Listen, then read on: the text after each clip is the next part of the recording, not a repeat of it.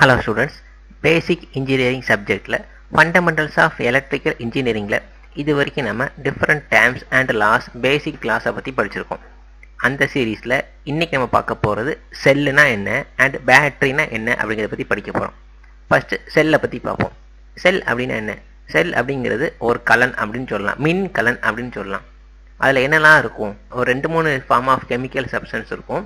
அதை ஒன்றோட ஒன்று சேர்ந்து வினை புரிந்து ரியாக்ட் பண்ணி என்ன பண்ணுன்னா ஒரு பொட்டன்ஷியல் டிஃபரன்ஸை கிரியேட் பண்ணுது. அதுதான் நம்ம என்ன சொல்லுவோம்? வோல்டேஜ் அப்படின்னு சொல்லலாம். அந்த வோல்டேஜை நம்ம என்ன பண்ணிக்க போகிறோம்? யூஸ் பண்ண போகிறோம்.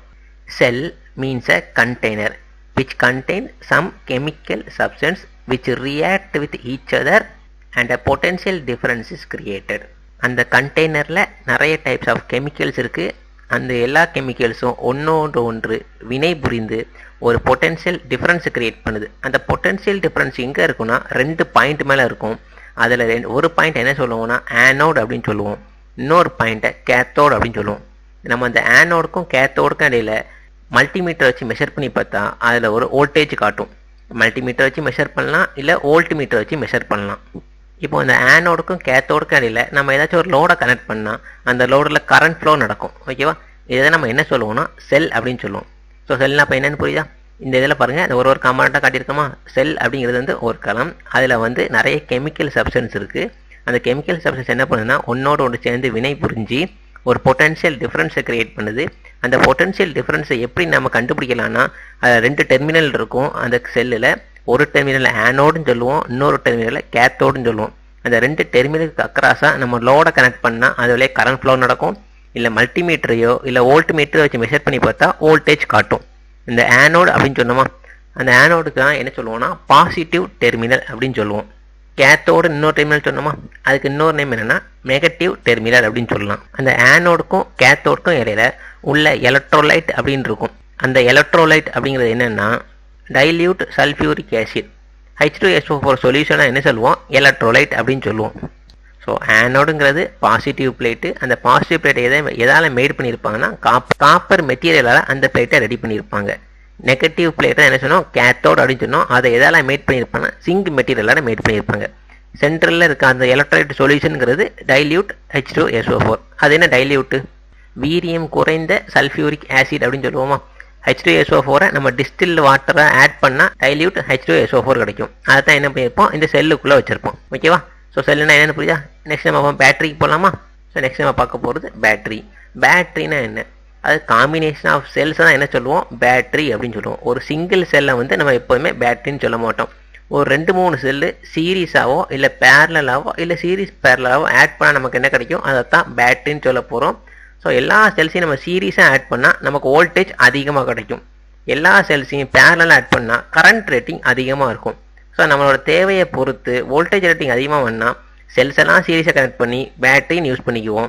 கரண்ட் ரேட்டிங் அதிகமாக தேவைப்படுதுன்னா அந்த செல்லெல்லாம் பேரலாக கனெக்ட் பண்ணி நம்ம பேட்டரியை யூஸ் பண்ணிக்கிறோம்.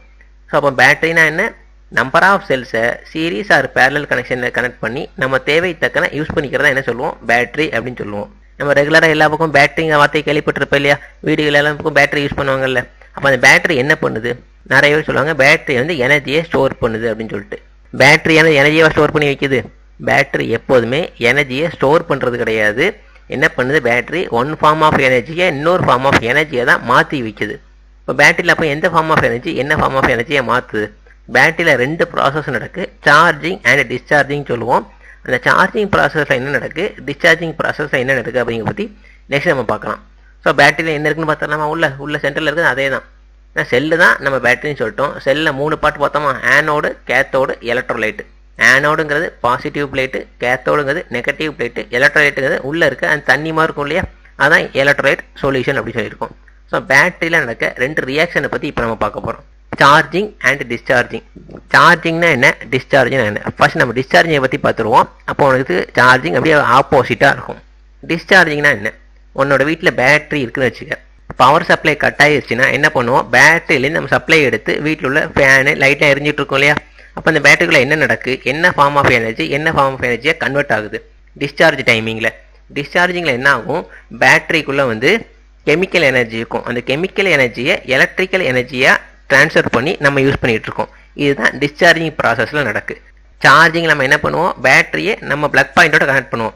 ஸோ அங்கே என்ன நடக்கு, எலக்ட்ரிக்கல் எனர்ஜியை கெமிக்கல் எனர்ஜியாக சேஞ்ச் பண்ணி அந்த கெமிக்கல் எனர்ஜியை மாற்றி பேட்டரி உள்ளே வச்சுக்குது. ஸோ ரெண்டுக்கும் டிஃப்ரென்ஸ் புரிஞ்சுக்கணும். டிஸ்சார்ஜிங்னா உள்ளே இருக்க கெமிக்கல் எனர்ஜியை நம்ம எலக்ட்ரிக்கல் எனர்ஜியாக யூஸ் பண்ணிகிட்டு இருக்கோம், பேட்டரி டிஸ்சார்ஜ் ஆகிட்டு இருக்கு. சார்ஜிங்னா பேட்டரியை நம்ம சார்ஜ் பண்ணுறோம், பிளக் பாயிண்டில் கொடுத்து சப்ளை கொடுக்குறோம் இல்லையா. ஸோ சப்ளை கொடுக்கும்போது எலக்ட்ரிக்கல் எனர்ஜி கெமிக்கல் எனர்ஜியாக சேஞ்ச் ஆகுது. ஸோ தெளிவாக புரியுது என்ன நடக்குது. டிஸ்சார்ஜிங்னா இந்த எனர்ஜி கன்வர்ஷன், இந்த பாயிண்ட் ரொம்ப முக்கியமானது, கரெக்டாக ஞாபகம் வச்சுக்கணும். டிஸ்சார்ஜிங்கில் chemical energy is transform into electrical energy, சார்ஜிங்கில் electrical energy is converted into chemical energy. So discharging charging ரெண்டுல என்ன போகுது, ஏதோ ஒரு எனர்ஜி இன்னொரு எனர்ஜியாக டிரான்ஸ்ஃபர் ஆகுதுன்னு சொல்லிட்டோமா. அந்த எனர்ஜி ஃப்ளோ எப்படி இருக்கும் அப்படிங்கிறத பார்க்க போகிறோம். ஆனோட் கேத்தோட் அப்படின்னு சொன்னோமா, இந்த ரெண்டு டெர்மினலுக்கு இடையில தான் நம்ம லோடை கனெக்ட் பண்ணியிருப்போம். ஸோ இங்கே டிஸ்சார்ஜ் அப்படின்னு ஒரு பிளேட் இருக்கா, இங்கே தான் நம்ம லோடை கனெக்ட் பண்ணியிருக்கோம்னு வச்சுக்குவோம். ஆனோட் அப்படிங்கிறது பாசிட்டிவ் பிளேட்னு சொல்லிட்டோம், கேத்தோடுங்கிறது நெகட்டிவ் பிளேட்னு சொன்னோம். பாசிட்டிவ் பிளேட்னா அதில் என்ன இருக்கும், பாசிட்டிவ் சார்ஜ் இருக்குமா. ஏன்னா நம்ம என்ன சொல்லியிருக்கோம், எலக்ட்ரிக்கல்னாலே நெகட்டிவ் சார்ஜை மட்டும்தான் பற்றி படிக்க போகிறோம். அந்த நெகட்டிவ் சார்ஜுங்கிறது எலக்ட்ரான் மட்டும்தான். ஸோ ஆனோடில் அதிக நம்பர் ஆஃப் எலக்ட்ரான்ஸ் இருக்கும், கேத்தோடில் எலக்ட்ரான்ஸ் கம்மியாக இருக்கும். ஸோ ஆனோடில் அதிக எலக்ட்ரான்ஸ் இருக்கிறதுனால அதை வந்து பாசிட்டிவ் டெர்மினல் சொல்கிறோம், கேத்தோடில் எலக்ட்ரான்ஸ் கம்மியாக இருக்கிறதுனால நெகட்டிவ் டெர்மினல் சொல்கிறோம். டிஃப்ரென்ஸ் புரியுதா, ஆனோட்னா என்ன, கேத்தோட்னா என்னங்கிறது. ஆனோடுங்கிறது பாசிட்டிவ் பிளேட்டு இல்லை பாசிட்டிவ் டெர்மினல்னு சொல்லலாம். அது எதுக்காண்டி பாசிட்டிவ் டெர்மினல் சொல்கிறோம், அந்த ஆனோடில் எலக்ட்ரான்ஸ் அதிகமாக இருக்கும். Cathode negative terminal. ஏன் நெகட்டிவ் டெர்மினல்னா அங்கே எலக்ட்ரான்ஸ் கம்மியாக இருக்குது. ஸோ எங்கே அதிகமாக இருக்கோ அதை ப்ளஸ்ன்னு வச்சுக்கிறோம், கம்மியாக இருக்கிற இடத்துல மைனஸ்னு வச்சுக்கிறோம். இப்போ இந்த ஆனோடுக்கும் கேத்தோடுக்கு இடையில் நம்ம ஒரு லோடை கனெக்ட் பண்ணால் இது ஒரு க்ளோஸ்டு பாத் ஆயிருமா. அப்போ என்ன ஆகும், எலக்ட்ரான்ஸ் அதிகமான இடத்துலேருந்து கம்மியான இடத்த நோக்கி ஓடுமா. ஸோ ஆனோட்லேருந்து எலக்ட்ரான் ஆனது இந்த லோடு வழியாக கேத்தோடுக்கு போகும். ஸோ எலக்ட்ரான் இங்கேருந்து போகுது, இங்கேருந்து இங்கே போகுது. ஸோ ஃப்ளோ ஆஃப் எலக்ட்ரான்ஸ் இந்த டைரக்ஷனில் இருக்குது. இப்போ என்ன ஆகுது, ஃப்ளோ ஆஃப் எலக்ட்ரான்ஸ் தானே கரண்ட்டுன்னு சொன்னோம். ஸோ கரண்ட் ஆனது ஆனோட்லேருந்து கேத்தோடுக்கு போகுது, எப்போ டிஸ்சார்ஜிங்கில். புரியுதா. அப்போ ஆனோட் ஆனது எலக்ட்ரானை இழந்திருக்கா, ஏன்னா இங்கே உள்ள எலக்ட்ரான் தான் இங்கே போயிருக்கு. எந்த ஒரு பொருள் வந்து எலக்ட்ரானை இழந்தால் அது என்ன சொல்லுவோம், ஆக்சிடேஷன் சொல்லுவோம். ஆக்சிஜன் ஏற்றம் அப்படி சொல்லி கெமிஸ்ட்ரியில் படிச்சிருப்போம் இல்லையா. ஒரு மெட்டீரியல்லேருந்து எலக்ட்ரான் வெளியே போயிடுச்சுன்னா அதை ஆக்சிஜன் ஏற்றம் அப்படின்னு சொல்லுவோம். ஸோ இங்கேருந்து வெளில போகிற எலக்ட்ரான் இங்கே வந்துச்சு, கேத்தோடுக்கு வந்துருச்சு. அப்போ இங்கே என்ன ஆயிடுச்சு, எலக்ட்ரான்ஸோட கவுண்ட் கூடிருச்சு. அப்போ இது என்ன சொல்லுவோம், ரிடக்ஷன், ஆக்சிஜன் ஒடுக்கம் அப்படின்னு சொல்லுவோமா. ஸோ அப்போ ஆனோடில் ஆக்சிஜன் ஏற்றம் நடக்கு, கேத்தோடில் ஆக்சிஜன் ஒடுக்கம் நடக்கு. புரியுதா. இங்கேருந்து எலக்ட்ரான் வெளில போகுது, இங்கே அதிக அமௌண்ட் ஆஃப் எலக்ட்ரான்ஸ் இருக்குது, இங்கேருந்து போகிற எலக்ட்ரான் கேத்தோடுக்கு வந்துடுது. அப்போ சென்டரில் இங்கே இருக்கும் இல்லையா, ஏன் எலக்ட்ரான் இங்கேருந்து தான் இங்கே வரணுமா. சென்டரில் இருக்கிறதா என்னது, எலக்ட்ரோலைட் சொல்யூஷன் இருக்குது, H2SO4 இருக்குது. இந்த H2SO4 என்ன பண்ணும், ஏன்னா இங்கே வர அதிகமான எலக்ட்ரான் இந்த பாதை வழியாகவும் இங்கே போயிடலாம் இல்லையா. இப்படி போனால் நமக்கு என்ன நடக்கும், நம்ம பேட்டரிக்கு அவுட் சைடில் தான் லோடை கனெக்ட் பண்ணிக்கோம். கரண்ட் ஆனது இங்கே வெளியிலோடி போனால் தான் நம்மளோட லோடு பல்பு ஃபேன்லாம் எரியும். இந்த பேட்டரிக்கு உள்ளேயே இந்த ஆனோட்லேருந்து கேத்தோடுக்கு இந்த டைரக்ஷனில் இப்படி ஃப்ளோ ஆரம்பிச்சிருக்குன்னா வெளியில் சப்ளை கிடைக்காது இல்லையா. ஸோ கரண்ட் இந்த எலக்ட்ரான் ஆனது இந்த எலக்ட்ரோலைட்லேயே உள்ளே போகாமல் இருக்க என்ன பண்ணியிருப்பாங்க, செப்பரேட்டர்னு சொல்லி உள்ளே ஒரு பிளாக்காக வச்சுருப்பாங்க, அது தடுத்துக்கிட்டு இருக்கும். இந்த எலக்ட்ரோலைட்டும் தடுத்துட்டு தான் இருக்கும். ஸோ இதனால தான் என்ன ஆகுது, எலக்ட்ரான் ஆனது அவுட்டர் சைடு வழியாக கேத்தோடுக்கு போகுது. இங்கே போக விடாமல் தடுக்கிறதுக்கு செப்பரேட்டரும் யூஸ் ஆகுது, எலக்ட்ரோலைட்டும் யூஸ் ஆகும். புரியுதா. இப்போ என்ன ஆயிடுச்சு, டிஸ்சார்ஜிங் டைமிங்கில் இங்கே உள்ள அதிகமான எலக்ட்ரான்ஸ் எல்லாம் இங்கே வந்துட்டு வச்சுக்குவோம். அப்போ கேத்தோட என்ன ஆயிரும், இங்கே அதிகமான எலக்ட்ரான்ஸ் வந்துடும். ஸோ இது வந்து ஹைலி நெகட்டிவ் சார்ஜாக மாறிடும். நெகட்டிவ் சார்ஜ் ஆனதுக்கப்புறம் என்ன பண்ணும், எலக்ட்ரோலைட்டுங்கிறது என்னது, H2SO4. அதுலேயும் வந்து சார்ஜ் இருக்கும் இல்லையா, பாசிட்டிவ் சார்ஜ் இருக்கும், நெகட்டிவ் சார்ஜ் இருக்கும் இல்லையா. இப்போ என்ன ஆயிடுச்சு, கேத்தோடு அதிகமான நெகட்டிவ் சார்ஜ் ஆயிடுச்சு. இந்த அதிகமான நெகட்டிவ் சார்ஜ் என்ன பண்ணும், இந்த எலக்ட்ரோலைட்டில் இருக்க பாசிட்டிவ் சார்ஜை பிடிச்சி இழுக்கும். அதை பாசிட்டிவ் சார்ஜ் அப்படின்னு சொல்கிறத விட அயனி அப்படின்னு சொல்லலாமா, அயன்ஸ் அப்படின்னு சொல்லலாமா. ஏன்னா சார்ஜ்னா நம்ம எலக்ட்ரான் புரோட்டான் நினச்சிக்க கூடாது. இந்த எலக்ட்ரோலைட் சொல்யூஷனில் அயன்ஸ் தான் இருக்கும். ஆனோட்லேருந்து அதிகமான எலக்ட்ரான் இப்போ கேத்தோடுக்கு வந்துருச்சு. ஸோ கேத்தோடில் அதிகமாக நெகட்டிவ் சார்ஜ் இருக்குதுன்னா இந்த நெகட்டிவ் சார்ஜ்லாம் என்ன பண்ணும், இந்த எலக்ட்ரோலைட் சொல்யூஷனில் இருக்க அயன்ஸை பிடிச்சி இழுக்கு. எந்த type of ions, positive ions, நேர்மின் அயனியை பிடிச்சி இந்த சைடு இழுக்குது, கவருது. ஏன்னா இது நெகட்டிவ்னா அது பாசிட்டிவ் தானே பிடிச்சி கவரும். ஏன்னா same charge repel each other, opposite charge attract each அதர்னு பார்த்துருப்போம். ஸோ இது வந்து அதிகமாக நெகட்டிவ் சார்ஜாக இருக்குது. இது இந்த எலக்ட்ரோலைட் சொல்யூஷனில் இருக்க நேர்மின் அயனியை பிடிச்சி இழுக்குது. ஸோ கேட்டயான்ஸ்லாம் எங்கே வருது, கேத்தோட நோக்கி வருது. அப்போ இங்கே என்ன ஆகும், பாசிட்டிவ் சார்ஜ்லாம் இதில் இருக்க பாசிட்டிவ் அயான்ஸ்லாம் இங்கே வந்துருச்சுன்னா நெகட்டிவ் அயான்ஸ் ஆட்டோமேட்டிக்காக என்ன ஆகும், ஆனோட நோக்கி தான் போய் ஆகணும். ஸோ ஆனயான்ஸ்லாம் ஆனோட நோக்கி மூவ் ஆகுது. இதுதான் டிஸ்சார்ஜிங்கில் நடக்குது. ஸோ டிஸ்சார்ஜிங் ப்ராசஸில் நீ 2-3 பாயிண்ட்டை மட்டும் ஏன் வச்சுக்கணும். ஸோ டிஸ்சார்ஜில் என்ன நடக்குது, கெமிக்கல் எனர்ஜி எலக்ட்ரிக்கல் எனர்ஜியாக ட்ரான்ஸ்ஃபர் ஆகுது. கரண்ட் ஃப்ளோ ஆனது ஆனோட்லேருந்து கேத்தோடுக்கு போகுது. ஆனோடில் அதிகமான நெகட்டிவ் சார்ஜ் இருந்துச்சு. ஆனோட் அப்படிங்கிறது பாசிட்டிவ் டெர்மினல், அங்கே அதிகமான எலக்ட்ரான்ஸ் இருந்துச்சு. கேத்தோடுங்கிறது நெகட்டிவ் டெர்மினல், அங்கே கம்மியான எலக்ட்ரான் இருந்துச்சு. இங்கேருந்து ஆனோட்லேருந்து எலக்ட்ரான் ஆனது கேத்தோடுக்கு போச்சு. So current flow anode to cathode இருக்குது. எலக்ட்ரான் ஆனோட்லேருந்து வெளில போனதுனால அது ஆக்சிஜன் ஏற்றம் அடையுது. கேத்தோடில் எலக்ட்ரான் எக்ஸ்ட்ரா வந்ததுனால அங்கே ரிடக்ஷன் நடக்கு. ஓகேவா? ஸோ இப்போ நம்ம சார்ஜிங்க்கு வரலாமா? இங்கே நடந்ததுக்கு அப்படியே ஆப்போசிட் டைரக்ஷன் சொன்னால் அதுதான் நம்ம சார்ஜிங் அப்படின்னு சொல்லுவோம். இப்போ என்ன ஆயிடுச்சு, எல்லா எலக்ட்ரான்ஸ் இங்கே வந்துருச்சா, பேட்டரி ஃபுல்லாக இப்போ டிஸ்சார்ஜ் ஆகிரும். நெக்ஸ்ட் டைம் நம்ம என்ன பண்ணணும், நீ சார்ஜ் பண்ணுவே இல்லையா, வீட்டில் ப்ளக் பாயிண்ட்டை போட்டு பேட்டரி திருப்பி ஃபுல்லாக சார்ஜ் பண்ணி திருப்பி நீ யூஸ் பண்ணுவேன். அந்த சார்ஜ் பண்ணுற டைமிங் என்ன நடக்கு, நீ தான் எக்ஸ்டர்னலாக எலக்ட்ரிக்கல் சப்ளையை கொடுக்குற.